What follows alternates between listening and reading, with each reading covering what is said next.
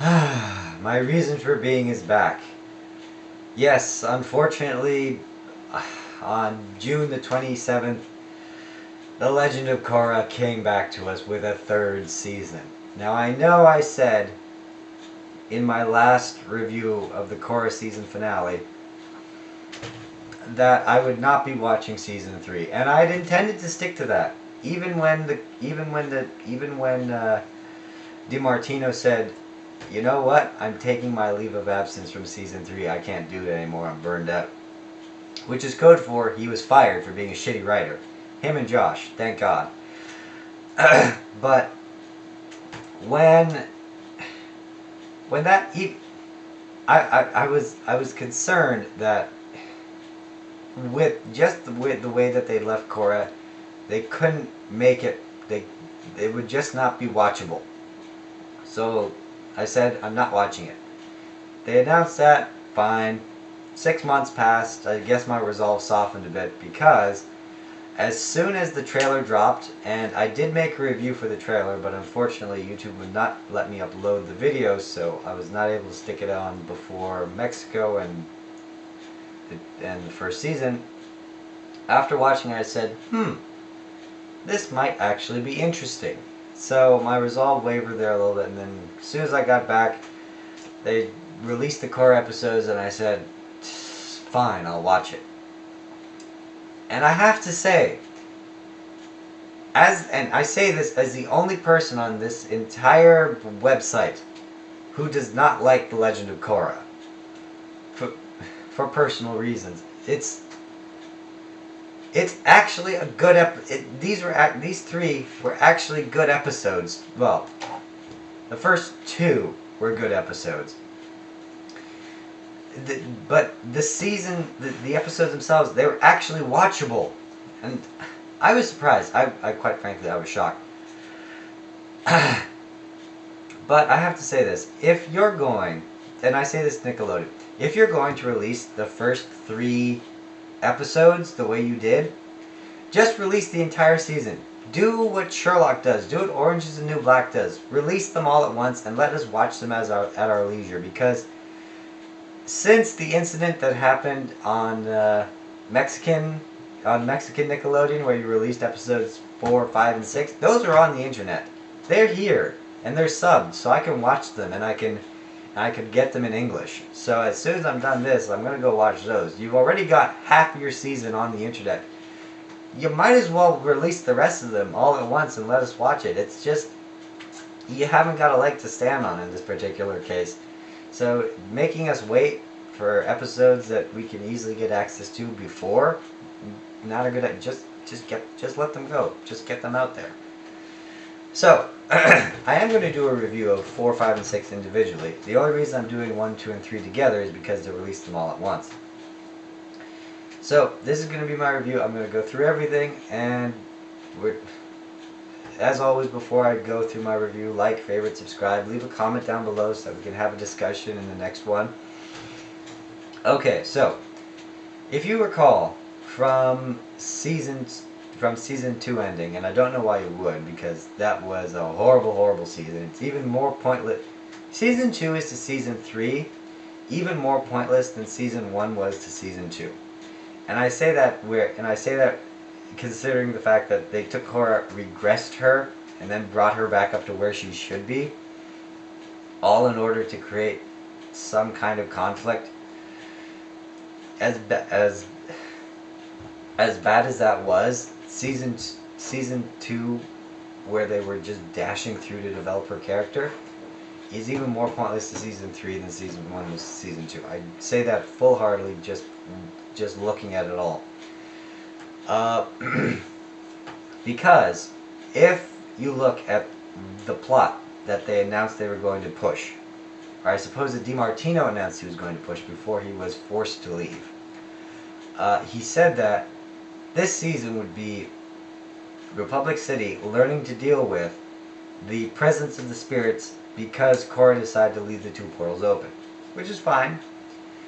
But looking at it now, how many episodes would you actually have been able to get out of that? 2? 3? You might have been able to stretch out 4, but not very many episodes.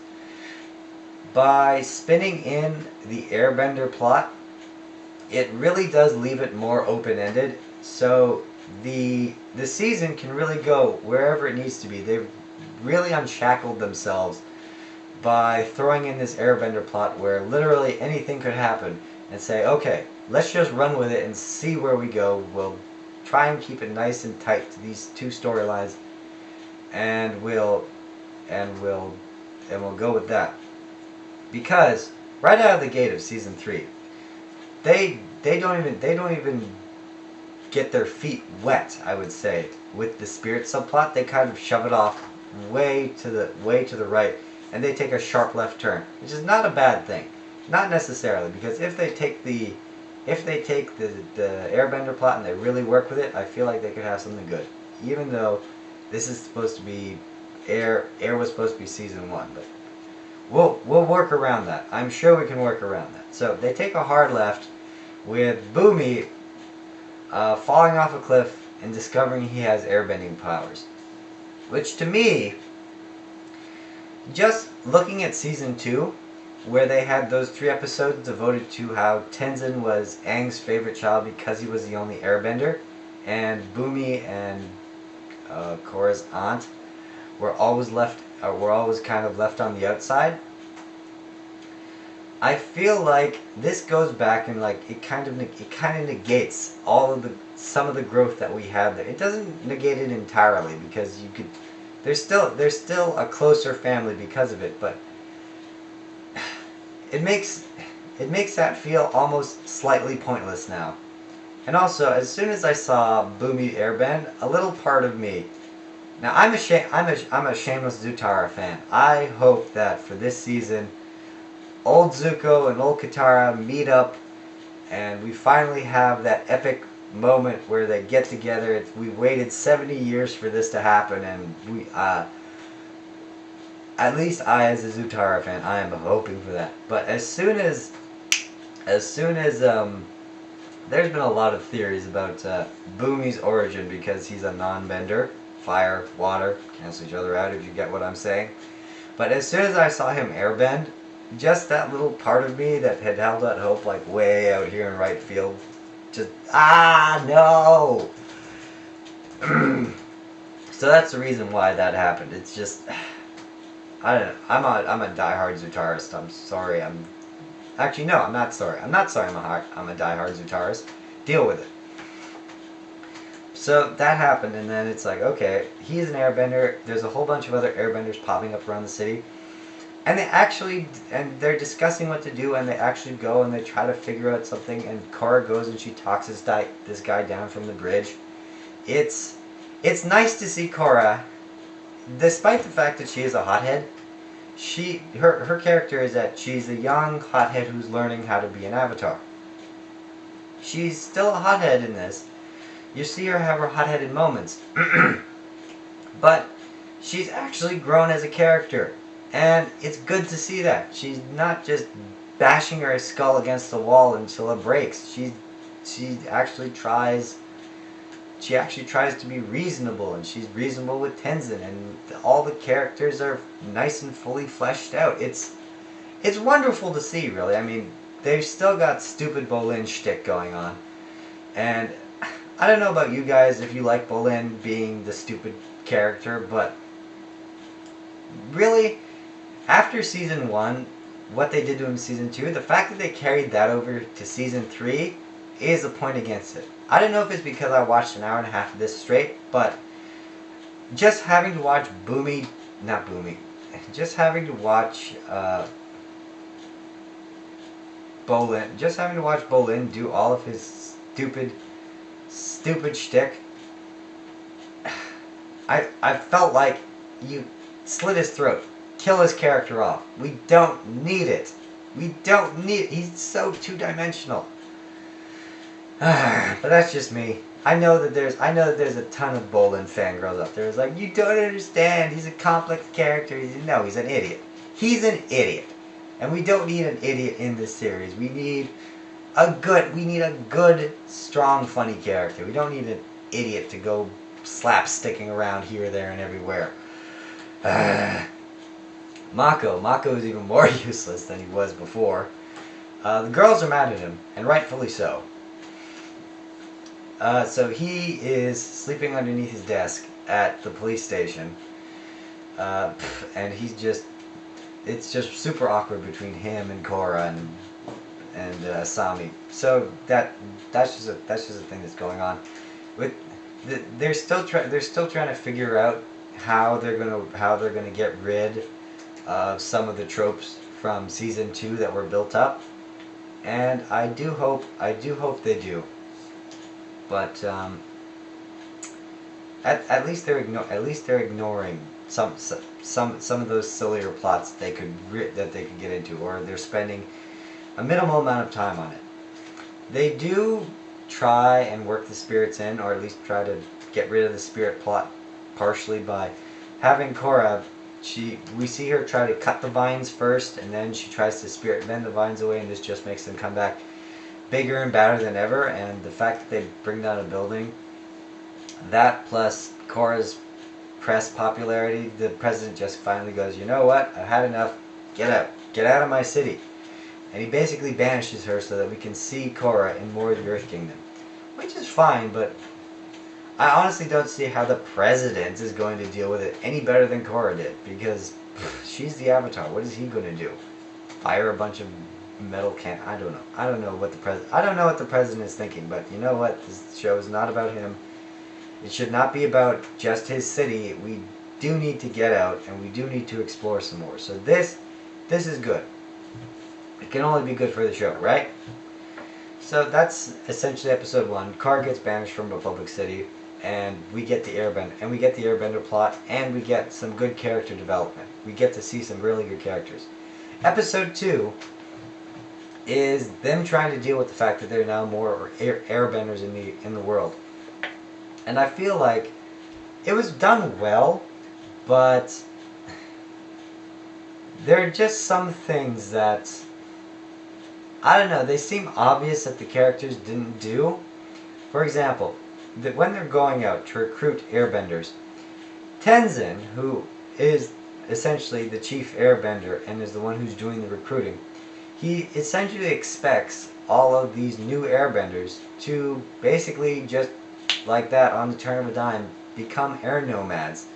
Kind of like a birds of the feather flock together kind of thing. But they don't, because they weren't born into air nomad culture. They were born into the Earth Kingdom culture. They have their own lives that they've been building for decades. So for them to suddenly just want to go away with Tenzin and become a monk somewhere, and have to learn all these new traditions after building themselves up and having their own identity.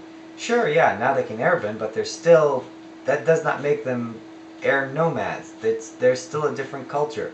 And I feel like, and this happens more than once. Or I shouldn't say more than is allowable for this season, because basically we get a montage of Tenzin going from village to village to village to village, basically going to all the Earth Kingdom villages and flubbing up. And I feel like maybe after the second time that would have happened, they would have sat down and had a conversation and said, okay, we understand that they're from a different culture. We need to work out some way in which we can attract them and to get them to learn about airbending, which didn't happen until way much later than it should have.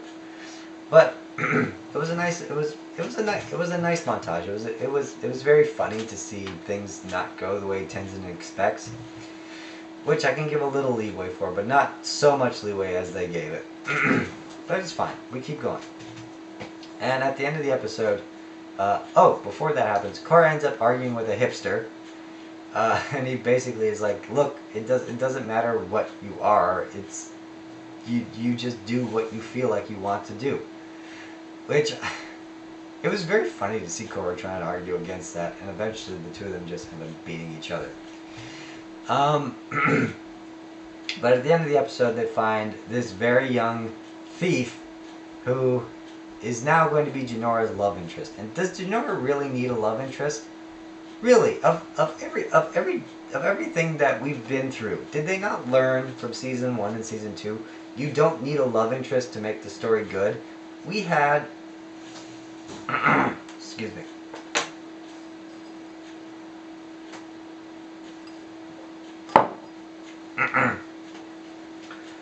We had a Mako Korra love interest for season 1 and season 2. And if you don't know this, this was purely in the service of Zutarians such as myself. About that coughing bit. But as I was saying, it was they basically put Mako and Korra together so that they could essentially shut Zutarians like me up. Because only they can write fan fiction about their characters in the form of books and sell it to everybody, which, by the way, is still not a valid way of dispensing the rest of the story. But moving on. Yeah, so they're going to have that stupid kid and Janora be a love story. But he gets thrown in prison at the end of the episode 3. So good. All things, so everything works out fine. It's like good, you little nasty. He's like, oh, I used to be a thief, but now I'm not a thief. Please don't let them put me in prison. So basically they take the kid,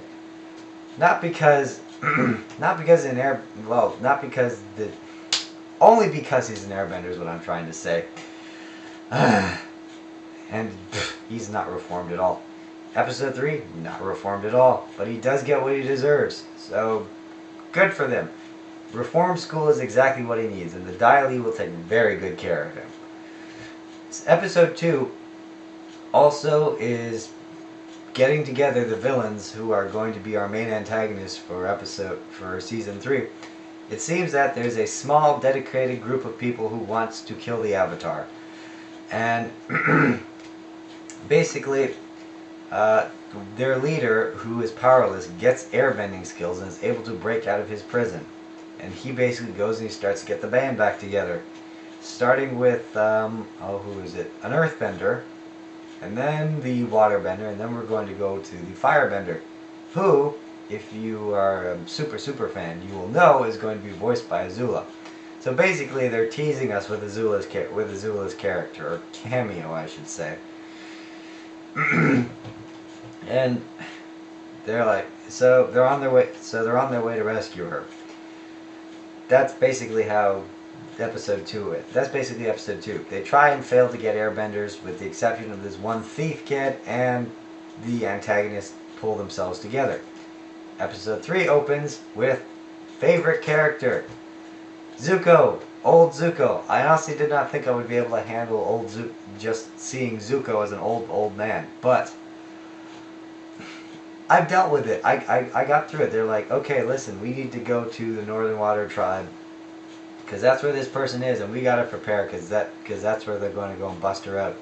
We see Deska and Eska again. It's like, why weren't we told we have a secret prison? Which, for these two, I feel like they would have built their own secret prison. The fact that they're indignant about not knowing that there was a secret prison, and almost implies that there's a secret prison somewhere where they've been throwing tailors. You'll get that reference once you watch the show, or if you've already watched the show. So they go. They're prepping to keep her from getting broken out. There's this kind of awkward conversation in the elevator going down about how they both try to use this same kind of person to kill the Avatar. They're like, yeah, it happens. These things happen. Which, yeah, it does. These things happen. It's almost like the show is self-aware about where it's been, where it's going, and what it has to do to make up for some of the stuff. It's meant to be a funny scene, but I don't know. Maybe I need a better sense of humor. It's meant as a funny scene, and if you think about it, it is a very funny scene. It's a nice juxtaposition to the seriousness of what's going on. Speaking of juxtaposition, We get exactly 5 seconds of regular Bolin before we get stupid slapstick Bolin. And he is all over episode 3. Like, there's a thing with the fruit and just... Oh, God. No. But we do get to meet Bolin and Mako's family. And they have a very, very large family. It's actually a very touching scene when they get together. And the grandmother talks to her sons about their parents, and they tell the family, "You didn't know they've died," and it truly was a touching thing to watch. And then, of course, the rest of the episode, the entire episode takes place in Ba Sing Se, and Ba Sing Se is Ba Sing Se. Ba Sing Se will always be Ba Sing Se. You will always have the haves, the middle, and the have-nots, and just... It seems like it doesn't matter what happens, Ba Sing Se will always be there and always be the exact same. It is too much for any one avatar, any group of avatars to ever take care of. But the queen is basically like, yeah, go collect money for me, and then maybe I'll help you find your airbenders. So Korra and Asami go to collect the money. They realize that, yeah, we're working with the bad guy. But they deliver the money anyways. Korra yells at them, which means that the Dai Li are now going to have to get... Korra yells at the queen, which means the Dai Li are now going to have to get involved with her in the next few episodes. It's a way of pushing the plot forward. But it's done very entertainingly. And the Dai Li do show up right at the very end to capture the kid. And it's just... it's so good to see them again. It's so good to see true evil villains. Which is ironic, because the Dai Li were actually a creation of one of the avatars. Avatar Kyoshi. She's the one who created the Dai Li in the first place. So the fact that they became... It's just a testament to the corruption of Ba Sing Se. Ba Sing Se corrupts everything, even what the Avatar creates. It's wonderful. It's truly wonderful. But that was the season. The art style was particularly interesting because they decided in season 2 they had some very nice scenes, but their use of 3D animation really ruined some of the stuff. They've really cleaned it up. The use of 3D animation here is done well with the background storyboard. So well, in fact, that it looks beautiful. It is just absolutely gorgeous. You can tell that looking at the storyboard coming out of the trailer and going into these episodes, the art style does not disappoint. So the art style is good. The characters are good and getting better. The story is not meandering. It actually seems to have some kind of focus. It's just general enough that we can go wherever we need to. Bolin is still Bolin, so that's a bad point, but... And Asami is still always getting robbed for screen time, although, as always, when Asami's on screen, she is kick-ass. She is probably my favorite character in this whole series, and quite frankly, she deserves it because she's so much the underdog. You don't understand. But no, she was good in the scene she had. I hope we get to see more of Asami. I hope we get to see more good character development, more good story. I know from the trailer that the spirits are going to play a little bit more of a role in this, so we're going to see how that mixes in. And quite frankly, I'm excited for this season. I actually think we may have gotten our act together. Episode 3 was kind of a little bit out of focus, but it was what it was. It's setting up what it needs to. It's setting up the fact that the Dai Li have been capturing the airbenders in order to create their own little army for the queen. So as long as they do something good with that plot, I have no quandary with it. So this has been my technical critique. As always, like, favorite, subscribe, leave that comment down below. I will make sure that you make it into the discussion in the next one of these, and I'm gonna go make the next episode of this because quite frankly, there's no point in waiting. Let's get this done. All right, I will see you guys next time.